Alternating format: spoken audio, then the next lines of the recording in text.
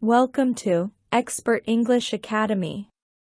A woman's vanity leads to ruin after losing a borrowed necklace, only to discover its shocking, life-altering secret too late. This story is an adaptation of The Necklace by Guy de Maupassant. Maddie was that stunning, effortlessly charming girl who, by some twist of fate, found herself born into a middle-class family. Lacking a dowry, connections, or any real hope of catching the eye of someone wealthy and powerful, she ended up marrying a guy who worked a desk job at the Department of Education. Her style was simple, dictated more by necessity than choice, yet she carried herself with an air of someone meant for finer things. In her world, it wasn't about your last name or your bank account. It was beauty, poise, and the ability to captivate a room that set you apart, often elevating ordinary women to stand among the most esteemed. Maddie lived in a constant state of longing, feeling deep down that she was destined for a life filled with the finer things. The modesty of her apartment, with its plain walls, outdated furniture, and drab curtains, was a daily torment.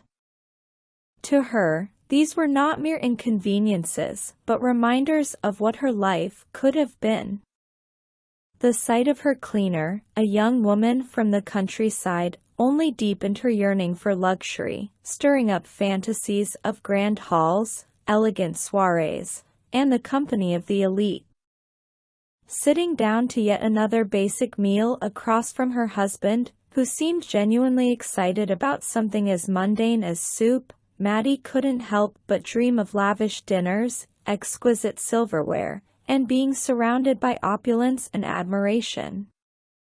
She craved the glamour, the attention, and the envy of others, feeling trapped in a life far removed from her desires. Maddie had a wealthy friend from her school days whom she now avoided, as the visits only served to deepen her dissatisfaction with her own circumstances. Then, one day, her husband came home, beaming, waving an envelope in the air, proclaiming, "Got something for you." Eagerly, she opened it, only to find an invitation to an exclusive event at the Ministry of Public Instruction. But instead of excitement, she felt frustration, tossing the invite aside and bitterly wondering, "What am I supposed to do with this?" Alex, taken aback, tried to reason with her. "I thought you'd be excited. It's a rare chance to get out and mingle with the big shots." It wasn't easy to get. This event is exclusive, and they're hardly inviting any clerks.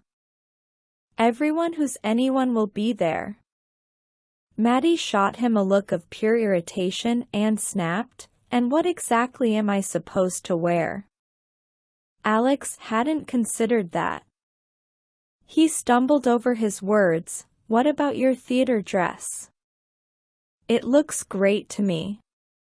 But seeing Maddie's tears, he realized the depth of her distress. "What's wrong? Talk to me," he urged. With a monumental effort, Maddie calmed herself and said, wiping away tears, "It's nothing.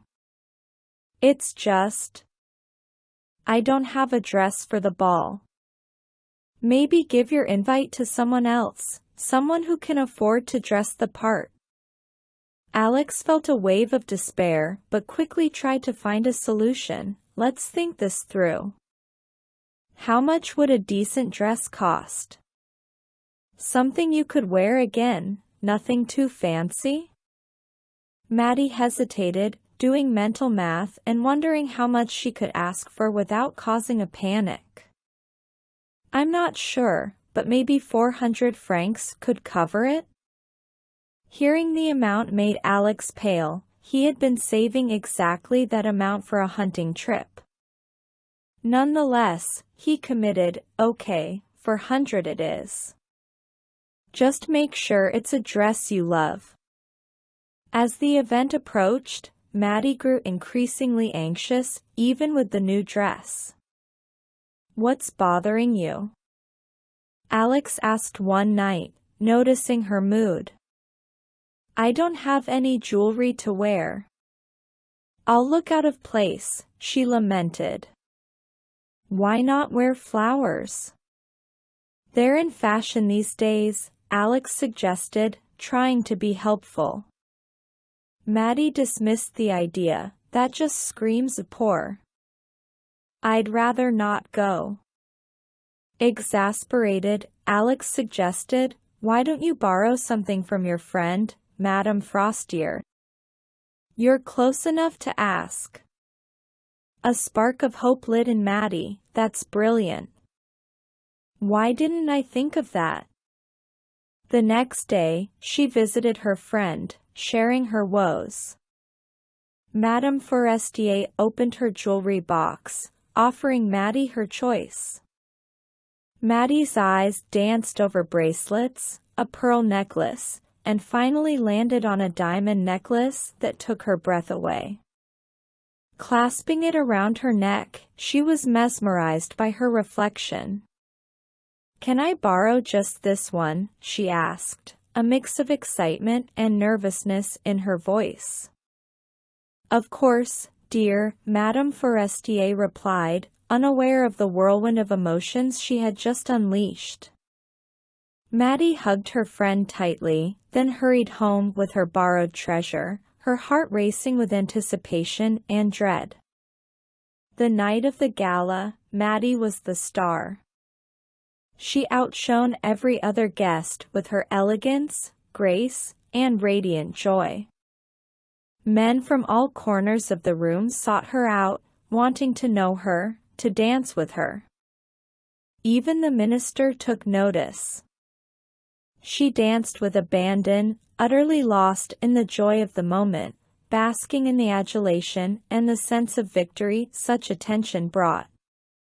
It was a euphoria, a cloud of pure happiness made of compliments, longing looks, and the thrill of being the evening's standout. The party wound down at the break of dawn. Alex had been asleep for hours in a side room, alongside other husbands detached from the festivities. Throwing a simple wrap over Maddie's shoulders, a stark contrast to her glamorous gown, highlighted the night's transformation from fantasy back to their modest reality. She cringed, not wanting the other, fur-clad women to see her now. Wait, let's find a cab. You'll freeze, Alex insisted, but Maddie, in her haste to leave, barely heard him. They ended up on a chilly street, struggling to hail a cab until they found one of the old night cabs, hidden by day, now their only ride home. Back in their apartment, the magic of the night seemed a distant memory. It was then, in front of the mirror, trying to capture one last glimpse of her evening's glamour, that Maddie's heart sank. The necklace was gone. What's going on? Alex, half undressed, saw the panic in her eyes. I've lost it. The necklace.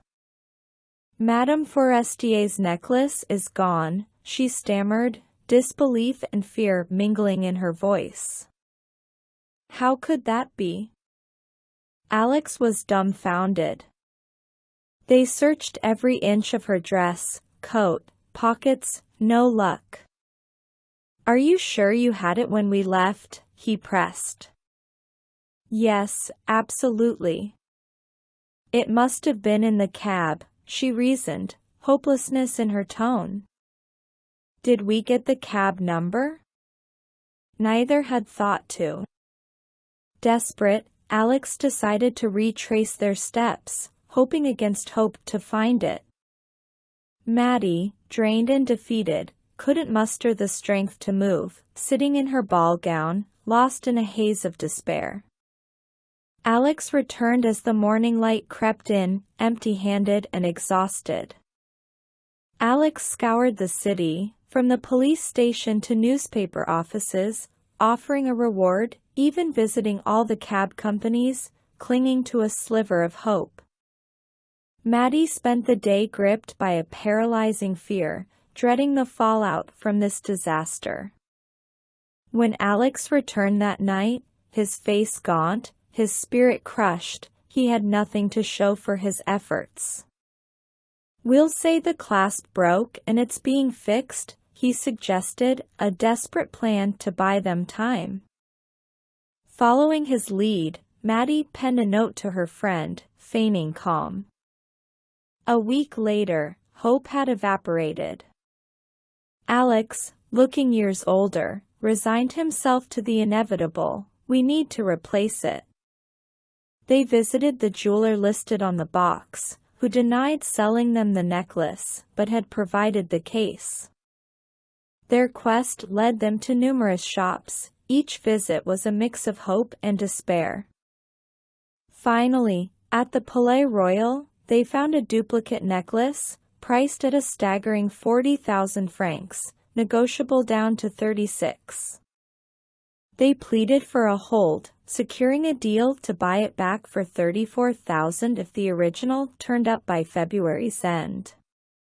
Alex had 18,000 francs to his name, the rest he borrowed through a series of debilitating loans, signing his life away to a future of uncertainty and hardship. When they returned the necklace, Madame Forestier's cold response belied the turmoil they'd endured. "You should have returned this sooner." She never checked the box, never suspected the switch. But the cost was monumental for Maddie and Alex. Their lives transformed overnight. They fired their maid, moved into a cramped attic, and Maddie learned the harsh realities of domestic drudgery. Her once delicate hands now scrubbed pots and carried heavy loads, her beauty hidden beneath the wear of manual labor. Every month was a battle with debt, Alex taking on extra work, his nights consumed by ledgers and manuscripts for meager pay. This new existence stretched on for 10 long years until every debt was paid, at the cost of their youth and happiness. Maddie, now aged beyond her years, bore the physical marks of their struggle. Yet, in quiet moments, her mind wandered back to the night of the ball, to a time when she was the belle of the ball, unaware of the cruel twist of fate that lay ahead. What if she had never lost that necklace? It's a question that haunts us, a reminder of how life's tiniest twists can have monumental consequences. One Sunday, seeking solace from her toils, Maddie found herself strolling through the Champs-Élysées. There, she spotted Madame Forestier, as radiant as ever, with a child by her side. Compelled to reconnect and perhaps find closure, Maddie approached her. "Greetings, Jean." Madame Forestier, taken aback by this unrecognizable woman, hesitated. I'm sorry, do I know you?" "It's me, Mathilde Loisel." Recognition sparked shock. "Oh, Maddie. You've changed so much." "Yes, it's been a tough few years, marked by hardship, all because of that night." "Because of me? But how? Do you remember lending me a diamond necklace for that ball?" "Of course, but you returned it." "That's just it. I lost your necklace. The one I returned was a replacement.